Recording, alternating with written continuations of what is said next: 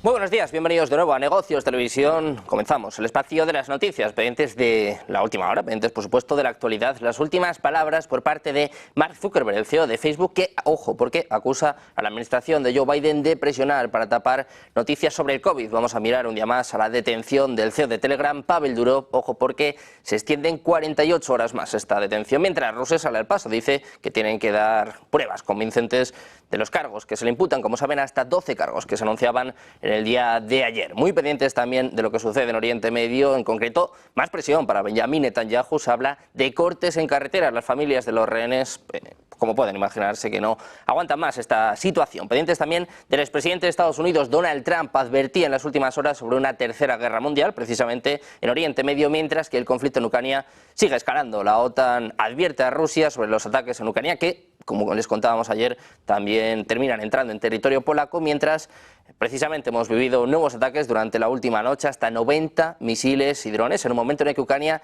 sigue contraatacando. En concreto, se habla de que intenta entrar a través de Belgorod. Muy pendientes de todas estas noticias que les contamos en los próximos minutos. Empezamos poniendo el foco en Facebook, en el director ejecutivo de Meta Platforms, Mark Zuckerberg, ha dicho que la administración del presidente de Estados Unidos, Joe Biden, presionó repetidamente a la empresa en 2021 para que censurara publicaciones relacionadas con la pandemia de coronavirus. En una carta al presidente del Comité Judicial de la Cámara de Representantes, Zuckerberg explicó que altos funcionarios de la administración Biden, incluida la Casa Blanca, presionaron a sus equipos durante meses para que censuraran ciertos contenidos sobre la COVID-19, incluidos el humor y la sátira. Expresaron mucha frustración con sus equipos cuando no estaban de acuerdo y agregó que creía que la presión estaba mal. Lamentaba, decía Zuckerberg, que no hayamos sido más francos a este respecto. 3 años más tarde también ha salido al paso Zuckerberg. También ha dicho que Meta tomó algunas decisiones que, con el beneficio de la retrospectiva y la nueva información, no tomarían en el día de hoy. Zuckerberg ha mencionado otro evento en la carta, diciendo que Meta no debería haber degradado una historia del New York Post sobre el hijo de Biden, Hunter Biden, antes de las elecciones de 2020, mientras esperaba que los verificadores de datos la revisaran. También dijo que no planea hacer contribuciones a las jurisdicciones locales para apoyar la infraestructura electoral en este nuevo ciclo. Mirando a más censura, hablamos ahora de Telegram, del director ejecutivo de Telegram. Pavel Durov ha sido nuevamente detenido por 48 horas más, es lo que informa la agencia TASS este martes, citando a la Fiscalía de París. Inicialmente se estimó que la detención iba a durar 96 horas, es decir, hasta el 28 de agosto. El Tribunal de Justicia de París ha imputado al ejecutivo de 39 años, nacido en Rusia, 12 delitos penales a raíz de una investigación iniciada por la Fiscalía el 8 de julio de 2024. El director general está acusado de negarse a cooperar con las fuerzas del orden en sus esfuerzos por erradicar las transacciones ilegales realizadas por grupos organizados y los contenidos ilegales. En respuesta a estas acusaciones, Telegram ha afirmado anteriormente que se adhiere a las leyes de la Unión Europea, incluida la Ley de Servicios Digitales. El presidente francés Emmanuel Macron ha declarado que el arresto de Durov no tiene motivaciones políticas. Miramos a la reacción por parte de Rusia. El Kremlin ha dicho este martes que las gravísimas acusaciones francesas contra el jefe de Telegram, Pavel Durov, serían consideradas como un intento de restringir la libertad de comunicación, a menos que estén respaldadas por pruebas serias. Durov, multimillonario nacido en Rusia, fue arrestado en Francia durante este fin de semana como parte de una investigación sobre delitos relacionados con imágenes de abuso sexual, tráfico de drogas y transacciones fraudulentas en la plataforma. Es lo que apuntaban durante este lunes los propios fiscales franceses. Pendientes también de la tensión en Oriente Medio, 5 palestinos han muerto por un ataque aéreo perpetrado este lunes por la noche por las fuerzas israelíes sobre el campo de refugiados de Nur Sam, situado en la zona norte de Cisjordania, es lo que apuntaba el Ministerio de Seguridad de la Autoridad Palestina. Las FDI han confirmado este bombardeo, aludiendo como supuesto objetivo a un centro de operaciones de las milicias. La fuente citada por la agencia palestina Gaza identificaban en cambio como civiles a las 5 víctimas, cuyos cuerpos han sido evacuados al hospital de Tulkarem. Por otra parte, un palestino ha muerto y otros 3 han sufrido heridas de bala por un ataque atribuido a colonos israelíes ocurrido en la zona de Wadi Rajal, al sur de Belén. Un dirigente local citado por la agencia ha asegurado que los colonos atacaron una serie de viviendas en las inmediaciones de una escuela.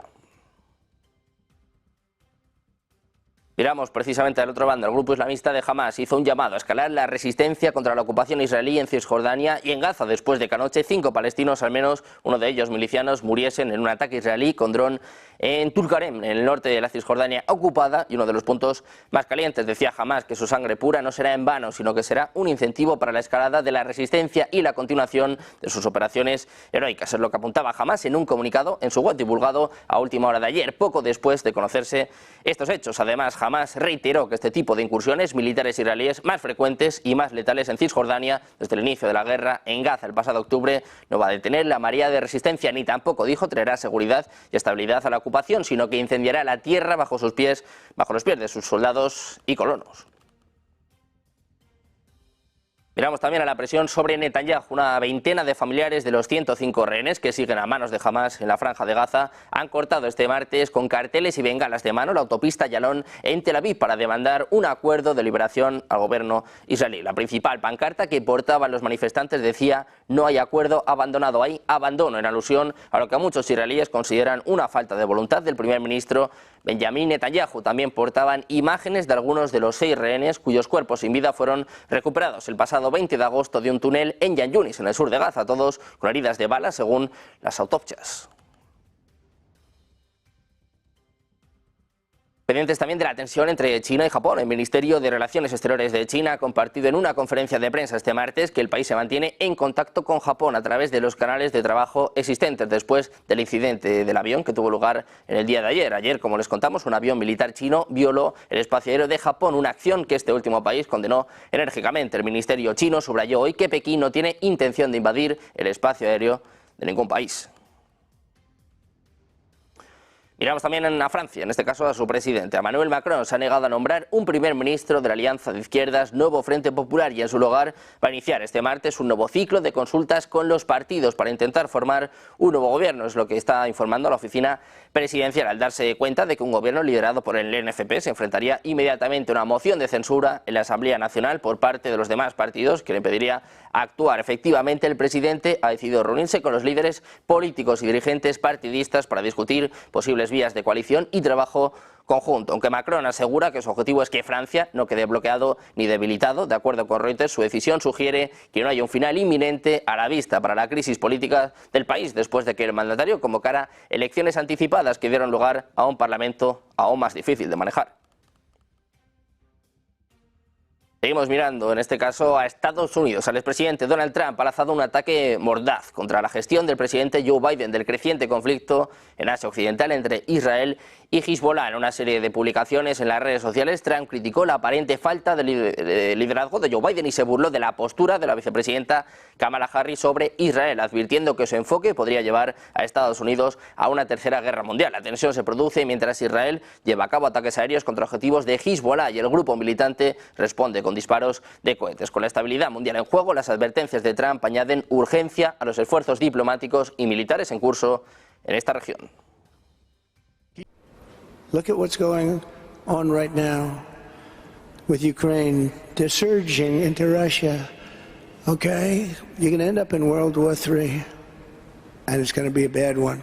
Y precisamente mirando al propio Donald Trump, el fiscal especial Jack Smith ha presentado este lunes una solicitud ante el Tribunal de Apelaciones del 11º Circuito de Estados Unidos en Atlanta, buscando revivir el caso de documentos clasificados contra el expresidente Donald Trump, que fue desestimado el mes pasado. La jueza del Tribunal del Distrito, Aileen Cannon, del Distrito Sur de Florida, desestimó inicialmente el caso a mediados de julio, argumentando que el nombramiento de Smith violaba la Constitución de Estados Unidos. Decía que si el Procurador General carece del poder para designar funcionarios inferiores, esa conclusión invalidaría el nombramiento de cada miembro del departamento que ejerza una autoridad significativa y ocupe un cargo continuo, salvo los pocos que están específicamente identificados por el estatuto. Es lo que está enfatizando la oficina de Smith en la presentación judicial.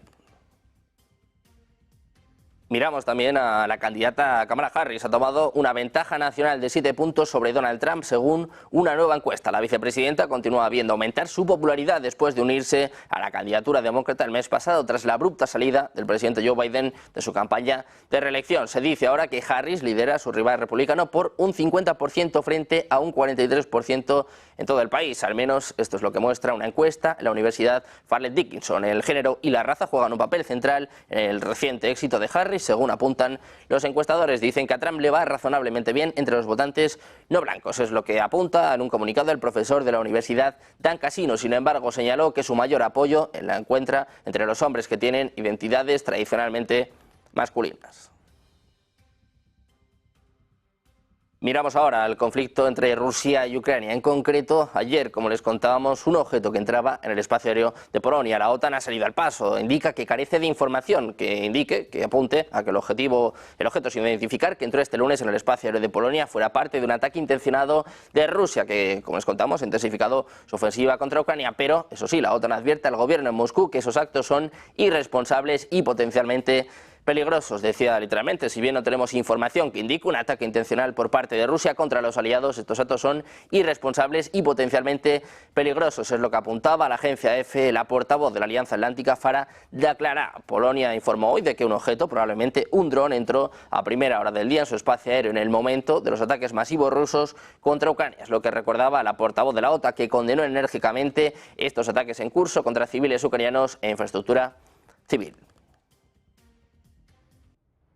Precisamente miramos a nuevos ataques masivos por parte de Rusia. Las defensas aéreas ucranianas destruyeron en las primeras horas de este martes 5 misiles y 60 drones de los más de 90 artefactos de estos dos tipos lanzados esta madrugada por Rusia contra el territorio de Ucrania. Es al menos lo que apunta el parte publicado por la Fuerza Aérea Ucraniana. Entre los misiles lanzados por Rusia hay 3 misiles hipersónicos Kinzhal que no han podido ser interceptados según el parte de la Fuerza Aérea de Ucrania.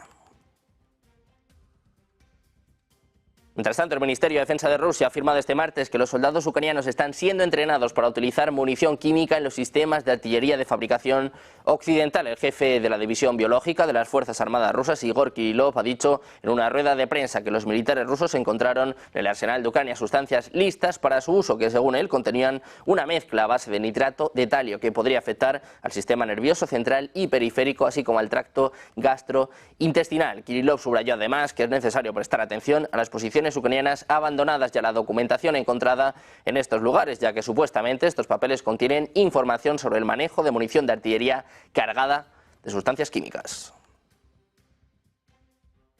Precisamente el Ministerio de Defensa de Rusia ha informado este martes que las fuerzas del país capturaron el asentamiento de Orlovka en la República Popular de Donetsk. En una actualización sobre su operación militar en Ucrania, el ministerio señaló que Rusia llevó a cabo un ataque grupal con armas de precisión lanzadas desde el aire de largo alcance, incluidos misiles aerobalísticos Kinzhal y vehículos aéreos no tripulados en instalaciones críticas de infraestructura de aeródromos en Ucrania, alcanzando todos los objetivos previstos. A principios de esta semana, las autoridades ucranianas en Donetsk ampliaron las zonas de evacuación en la RPD en medio de una deteriorada situación de seguridad. Hablamos ahora del director del Servicio de Inteligencia Exterior de Rusia, Sergei Naryshkin. Ha dicho este martes que Moscú no cree que Ucrania haya preparado por su cuenta la incursión en la región de Kursk. El gobierno de Estados Unidos negó anteriormente su participación en la preparación y ejecución del ataque ucraniano en la región de Kursk, mientras que Alemania afirmó que no tiene información sobre el uso de armas suministradas por Alemania en este ataque. Sin embargo, Naryshkin subrayó que su país no confía en las declaraciones de los políticos occidentales. Decía, no hay confianza en tales declaraciones. Rusia convencida de que Ucrania ha planeado por su cuenta, no ha podido planear por su cuenta, no ha podido planear por sí sola este ataque a Rusia. Precisamente Vladimir Putin, presidente de Rusia, ha mantenido este martes una conversación telefónica con el primer ministro de la India, Narendra Modi. Es lo que informaba el portavoz presidencial ruso Dmitry Peskov. De acuerdo con la publicación de Modi en su cuenta de X, durante la conversación telefónica con su homólogo plantearon temas sobre colaboración estratégica especial y privilegiada entre ambos países, así como intercambiaron perspectivas y puntos de vista sobre el conflicto ucraniano. También indicó que abordaron su reciente visita oficial a Kiev el viernes pasado, donde se reunió con el líder del régimen ucraniano, Vladimir Zelensky. Decía el propio Modi que ha reiterado el firme compromiso de la India de apoyar una resolución temprana, duradera y pacífica del conflicto. Anteriormente, a principios de julio, Modi se reunió con el mandatario ruso y durante conversaciones informales acordaron consolidar aún más los vínculos de amistad entre ambas naciones.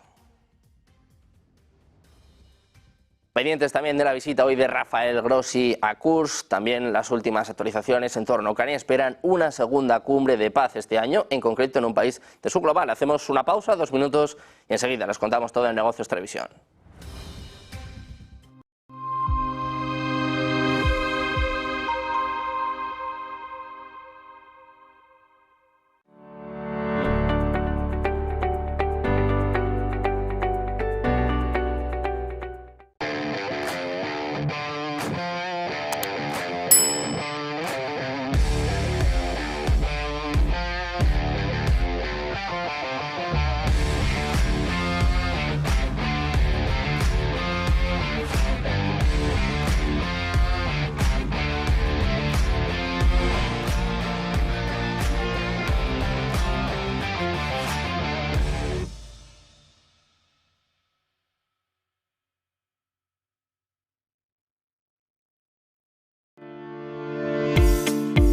Dicen que el tiempo lo cura todo, pero los inversores en bonos que se han visto perjudicados por la compra de Credit Suisse pueden necesitar más que unos meses antes de estar dispuestos a lanzarse a por los bonos de capital adicional Tier 1, los AT1, que el VS espera todavía colocar en el mercado. Es fácil entender por qué los inversores en deuda subordinada pueden mostrar cautela, porque recibieron un duro golpe cuando el banco suizo aceptó hacerse cargo de su rival en quiebra en marzo.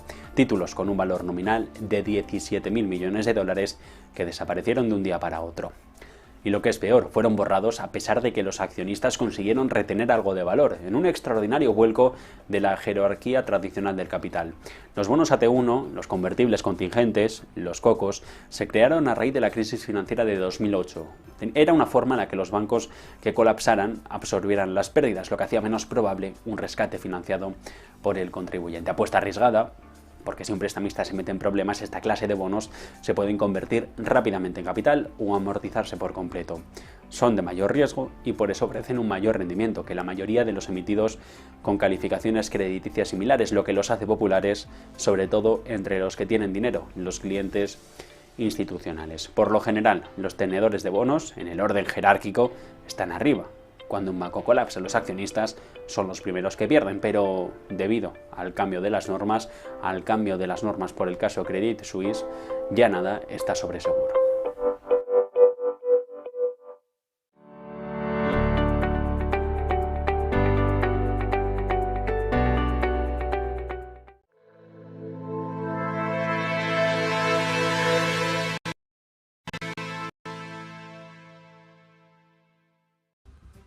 Ya estamos de vuelta en Negocios Televisión, seguimos pendientes de las últimas horas poniendo el foco en el conflicto en Ucrania. Les contamos que el director general del Organismo Internacional de Energía Atómica, Rafael Grossi, ha llegado este martes a Kurchatov, en Rusia, para dirigir personalmente la misión de inspección de la central nuclear de Kursk, es lo que informaba tras citando a un corresponsal. Grossi ha destacado el grave riesgo para la seguridad nuclear que suponen las actividades militares en las inmediaciones de la central nuclear de Kursk y ha anunciado su intención de visitar la instalación para mantener conversaciones con la dirección y evaluar si se han producido atentados. Anteriormente, la OIEA expresó su preocupación por los importantes riesgos que suponen para la seguridad nuclear y física las actividades militares cerca de la planta.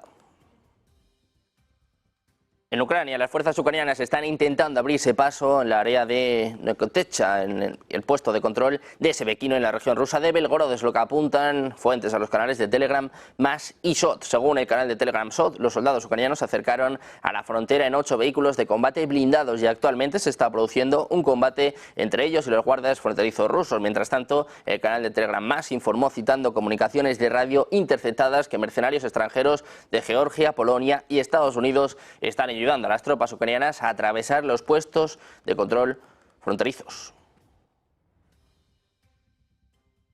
Precisamente Ucrania, que espera celebrar su segunda cumbre internacional por la paz, en la que Kiev se plantea invitar a Rusia en un país del sur global que aún está por decidir. Es lo que anunciaba este martes en una rueda de prensa con otros dirigentes ucranianos celebrada en la capital ucraniana el jefe de la oficina presidencial ucraniana, Andrei Yermak. Decía literalmente: queremos que la segunda cumbre tenga lugar en un país del sur global. Es lo que apuntaba Yermak, que explicó que la administración del presidente Volodymyr Zelensky trabaja para identificar en qué país podría celebrarse esta cumbre, llevando la segunda cumbre a África, Asia, América Latina. Ucrania espera atraer apoyos a la propuesta de paz que prepara para poner fin a la guerra de países emergentes tradicionalmente aliados de Rusia. Pendientes de este intento de incursión en Belgorod, les contamos que el gobernador de la región rusa de Belgorod, Vyacheslav Gladkov, ha declarado este martes que la situación en la frontera con Ucrania es difícil, pero está controlada. Dice que hay información de que el enemigo está intentando cruzar la frontera de la región de Belgorod, es lo que escribía Gladkov en la aplicación de mensajería de Telegram. Añade que sus militares están llevando a cabo un trabajo planificado. Añade literalmente: por favor, mantengan calma y confíen solo en las fuentes oficiales de información. Los canales rusos de Telegram vinculados a los servicios de seguridad han dicho este martes que las tropas ucranianas han atacado la frontera, aunque no ha habido confirmación oficial de los combates reportados.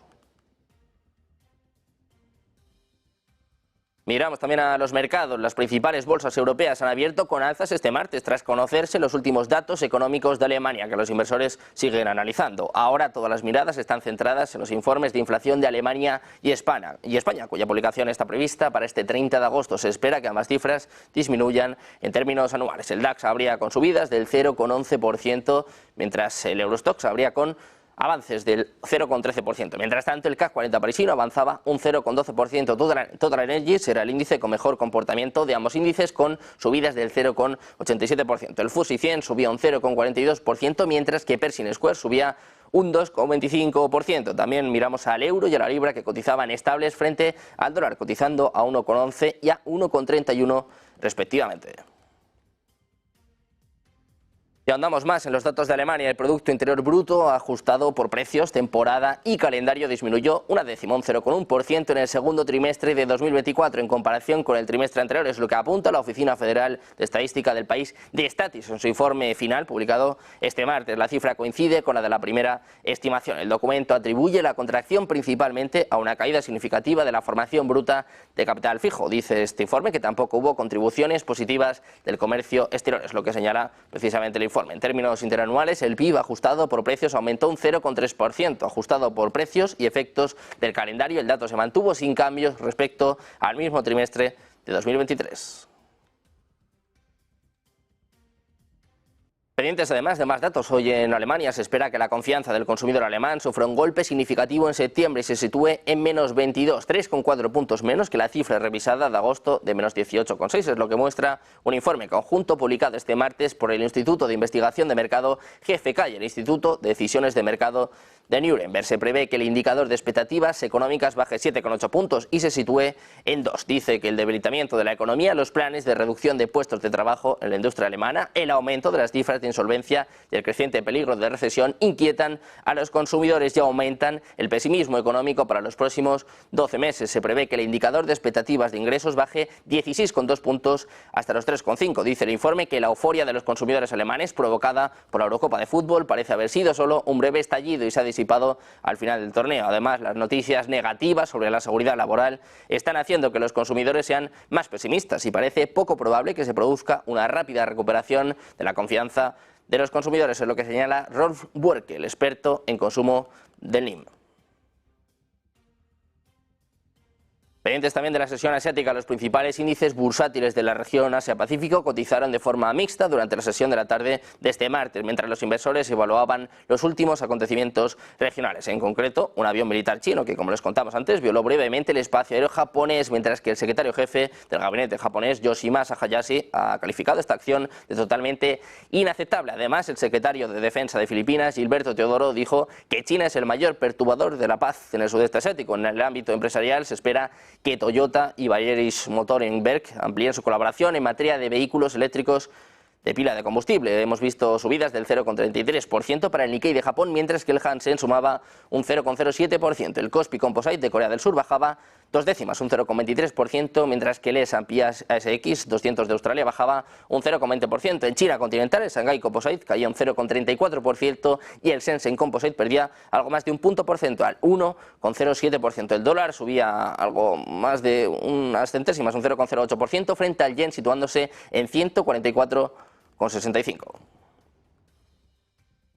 Precisamente miramos a Toyota, es que ha alcanzado una nueva alianza. En concreto, va a profundizar su colaboración en la fabricación de vehículos de pila de combustibles, lo que informaba Nikkei Asia este martes. En virtud de esta colaboración reforzada, Toyota va a proporcionar a BMW componentes como tanques de hidrógeno y sistemas de pilas de combustible que BMW va a integrar con su propia tecnología de vehículos eléctricos. También se espera que esta colaboración reduzca los costos de la producción y acelere la producción en masa del iX5 Hydrogen de BMW, prevista para dentro de unos años. Según se informa, los dos fabricantes de automóviles anticipan que estos modelos se van a convertir en la próxima ola de transporte ecológico y planean firmar un memorando de entendimiento la próxima semana con un anuncio oficial programado para el evento de medios de BMW el próximo 5 de septiembre. Hablamos ahora de Apple. Anuncia este lunes que su director financiero, Luca Maestri, va a dejar su cargo el 1 de enero de 2025, pero seguirá siendo el jefe de los servicios corporativos de la compañía. Maestri, que se incorporó a Apple en 2013 y se convirtió en director financiero tan solo un año después, va a seguir a cargo de sistemas de información y tecnología, seguridad de la información y desarrollo inmobiliario, y va a reportar directamente al director ejecutivo de Apple, Tim Cook. En concreto, hablan de que Maestri va a ser reemplazado por el vicepresidente de Planificación y Análisis Financiero, Kevin Parikh, que lleva 11 años en esta empresa. Dicen literalmente en un comunicado que Luke ha sido un socio extraordinario en la gestión de Apple a largo plazo. También dicen que ha sido fundamental para mejorar el impulso, el rendimiento financiero de la empresa, interactuar con los accionistas y sobre todo para inculcar la disciplina financiera en todas las áreas de Apple. Dice que desean toda la suerte y dice que tienen la suerte de seguir beneficiándose del liderazgo y la perspicacia que han sido el sello distintivo de su gestión en la empresa. Es lo que informa en un comunicado el propio CEO de la empresa, Tim Cook.